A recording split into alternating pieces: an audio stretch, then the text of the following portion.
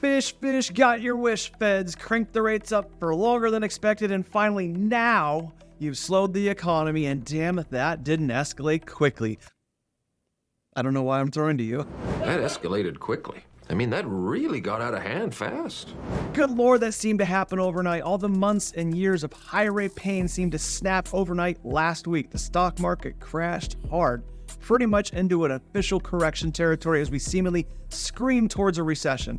What's bad for our 401k is great for housing professionals. It's a bit of an ironic dance that we play with the market as realtors and lenders. Speaking of things progressing quickly, we informed you just 2 weeks ago that we had a 100% chance of a rate cut and a 7% chance of that rate cut being 50 basis points.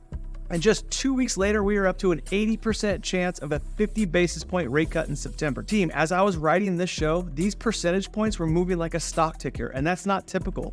Usually these only move a few percentage points a month. Pretty wild and a true sign of the times. And let's start out for a second and see where all the mortgage money is flowing. This is July 2nd. As you can see, most of the money and trades are flowing into the 6 and the 6.5% coupon. Fast forward to last week and you can see that the majority of the money is now flowing into the 5.5% coupon. It's all pointing to lower rates. Huge improvements last week. And the reason why seems pretty obvious. The rate increases have certainly taken their toll, but did the Fed hold them for too long? I believe we're going to look back and see that they did indeed hold them for too high for too long. But that remains to be seen. But one of the many reasons I believe this is this little stat and alarming trend. 5 out of the last 6 job reports have now been revised lower. And in fact, 10 out of the last 14 job reports have been revised lower.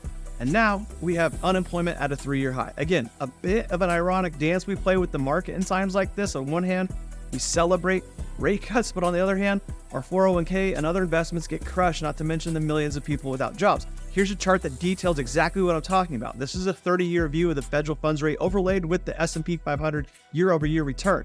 The pink line is the federal funds rate, and the blue axis is tied to the year-over-year return for the S&P 500. The federal funds rate is often lowered to add liquidity into the market during times of stress like today.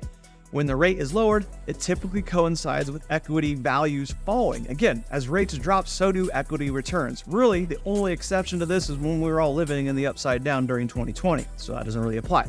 Team, I'm telling you, this is what we've been waiting 945 days for. Again, kind of weird to celebrate the upcoming recession and the stock market correction and job losses, but this is what it takes to lower rates. So if you're one of the few that has been sticking it out, grinding it out, your reward finally appears to be here. Now, you just need to go take it. Let's go.